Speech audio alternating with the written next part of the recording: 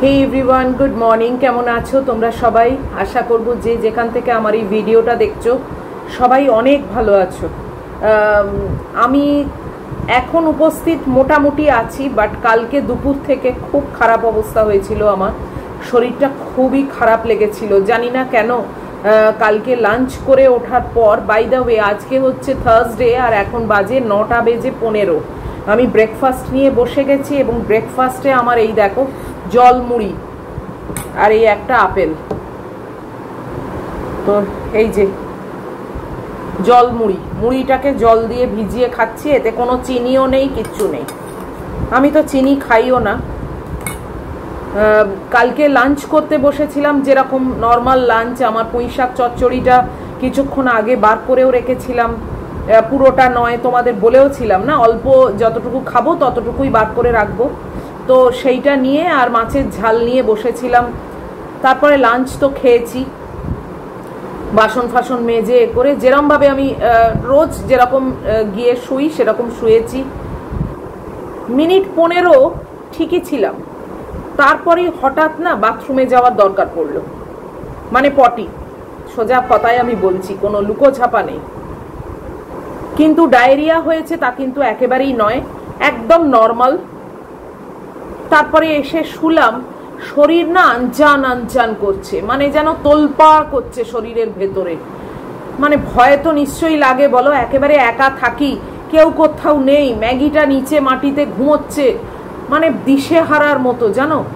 আবার বাথরুমে যেতে হলো, মানে এরকম 4 বার গেলাম, কিন্তু কোনোটাই যে লুজ মোশন কি তা কিন্তু একেবারেই নয়, পুরোপুরি নর্মাল। কিন্তু শরীরের ভেতরে না পুরো গুলোচ্ছে, আনচান করছে, মানে মাথা ঝিমঝিম করছে, একবার শুচ্ছি একবার উঠছি, একবার শুচ্ছি একবার উঠে বসছি। কি যে মানে যুদ্ধ করেছি কালকে আমার শরীরটা নিয়ে, কি বলবো তোমাদের। আর লোকনাথ বাবাকে শুধু বলছি যে তুমি আমাকে ভালো করে দাও, তুমি আমাকে ঠিক করে দাও, এই অবলা প্রাণীটা রয়েছে, ওর জন্যে আমার বেশি টেনশন হয়, জানো, খুব চিন্তা করছি। আর মানে শরীর যেন তোলপাড় করছে, বাপরে বাপ, মানে একটা যেন পর্ব কালকে গেছে শরীরের সঙ্গে, জানো। তারপরে ক্রমশ একটু শুলাম, তাতেও কিছু হচ্ছে না, আবার উঠে চুপ করে চোখ বন্ধ করে বসে রইলাম।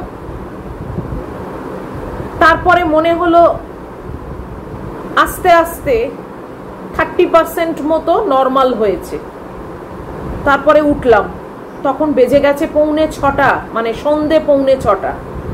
উঠলাম, উঠে মুখে হাতে ভালো করে জল দিয়ে ধুলাম, ধুয়ে ওই কাপড় জামাগুলো মানে র্যাকেতে ছিল, মানে পুরো শুকোয় না তো, ভেতরে দিয়ে ওই পাকার হাওয়ায় শুকিয়ে যায়, সেই সবগুলো তোলাপাড়া করলাম। সব কিছু করে এসে ম্যাগির মাংস বসালাম, যেরকম রোজকার কাজ। আর আমার ডিনারে আমি কিচ্ছু করব না, শুধু জল মুড়ি খাবো।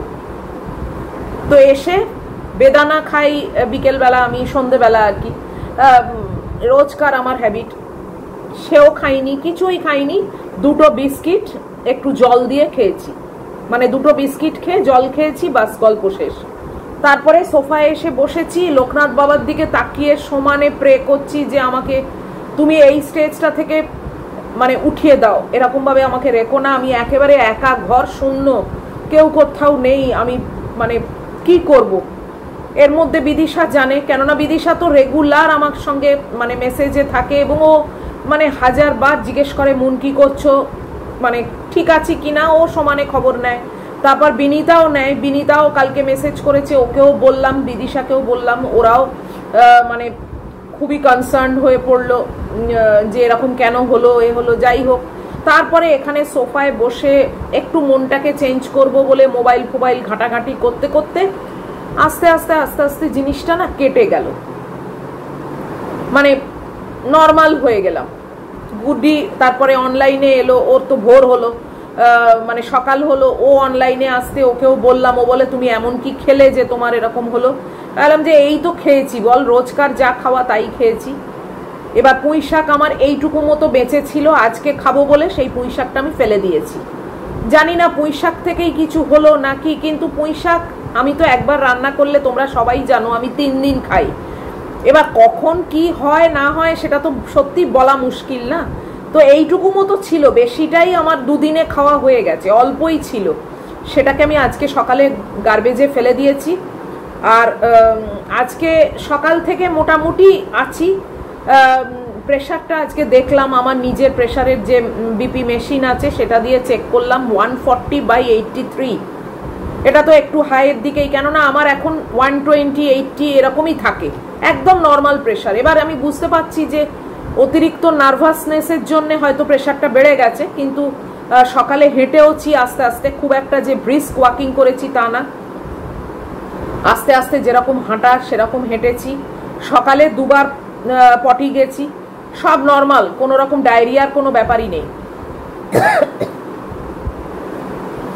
তো ব্রেকফাস্টে আজকে রান্না, আজকে মাছের ঝোল আর ভাত। ভেবেছিলাম আজকে আর কোনো ভিডিও করব না, মানে ইচ্ছেই করছে না, বুঝেছো তো, মানে অনেক চিন্তা মাথার মধ্যে ঘুরছে যে একা একা এরকমভাবে কি করে থাকবো, কিভাবে চালাবো। শরীর খারাপ হলে না বড্ড ভয় করে, জানো তো। আদারওয়াইজ আমি তো তোমাদের বলি যে বাজ পড়লো কি মেঘ ডাকলো কি ঝড় বৃষ্টি হলো আমি ম্যানেজ করে নিচ্ছি, কিন্তু নিজের শরীর খারাপ হলে না ভীষণ আমার একটা টেনশন হয়। তো যাই হোক, কিছু টেনশন করে তো করার নেই, এখন উপস্থিত মনের জোর করে আজকে দিনটা সকাল থেকে এখনো অবধি মোটামুটি আছি। তবে প্রেশারটা তো একটু হাইয়ের দিকে বটেই, বুঝতে পারছি নার্ভাসনেসের জন্যই প্রেশারটা উঠে গেছে। তো দেখি, বেলার দিকে ইচ্ছে আছে ডাক্তারকে একবার কল করব, করে জিজ্ঞেস করব।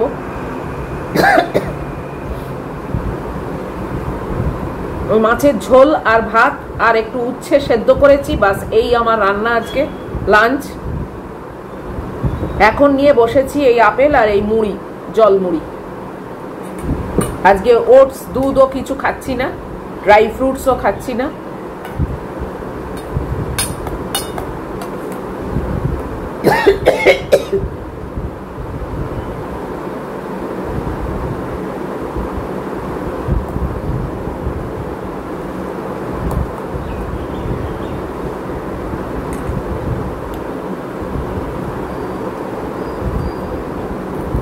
ভেবেছিলাম তোমাদের সঙ্গে আজকে আর কথা বলবো না বা আসবো না, ভিডিও করব না।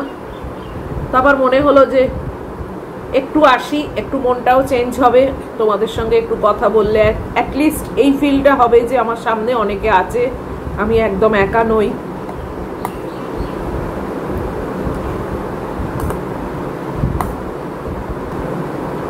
আর একজন শতরূপ মুখার্জি বলে বোধহয় মেসেজ দিয়েছে, মানে কমেন্ট দিয়েছে, আমি কমেন্টটা এখানে স্ক্রিনশটটা লাগিয়ে দিচ্ছি, তাকে আমি ব্লক দিয়ে দিয়েছি, কেননা এইসব ফালতু লোককে আমি আমার চ্যানেলে আমার পরিবারের মধ্যে ঢোকাতে চাই না।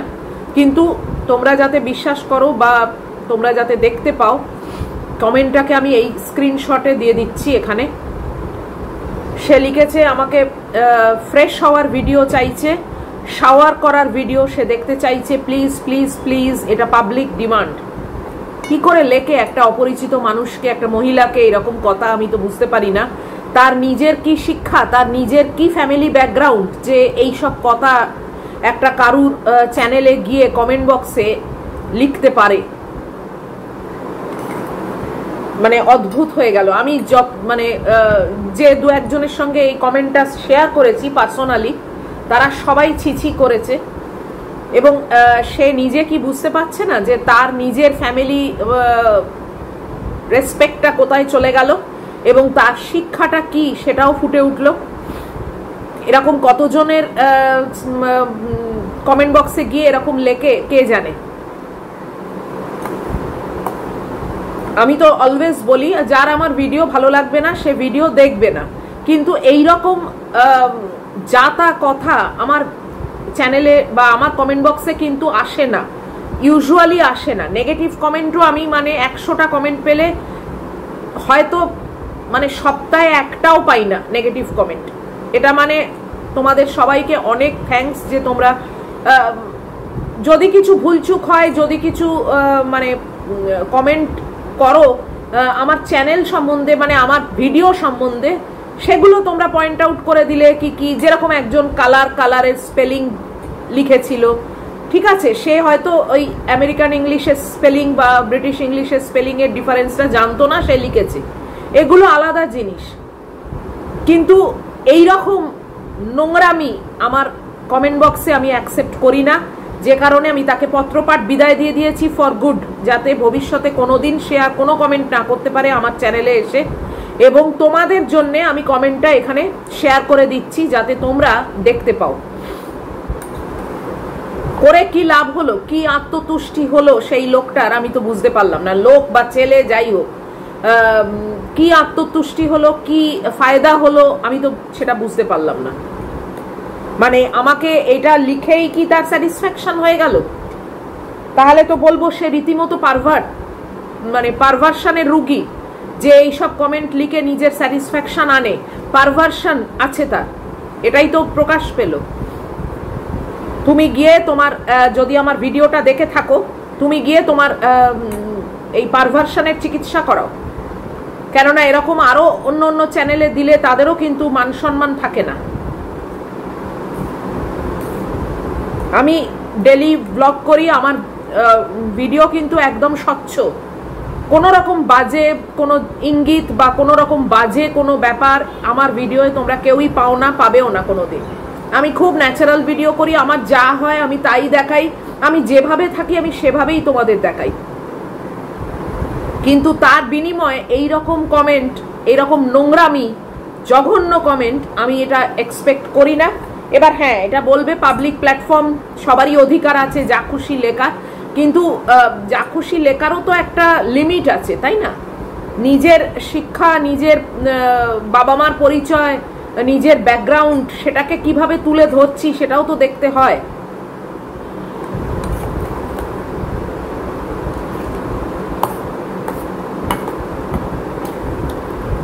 যাই হোক, মাছের ঝোলটা এখনো হচ্ছে, ম্যাগির মাংসটাও হচ্ছে।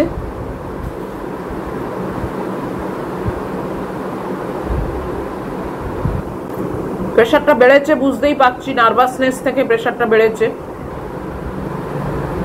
দেখি একবার ডাক্তারকে ইনফর্ম করে উনি কি বলেন। যাই হোক, চলো,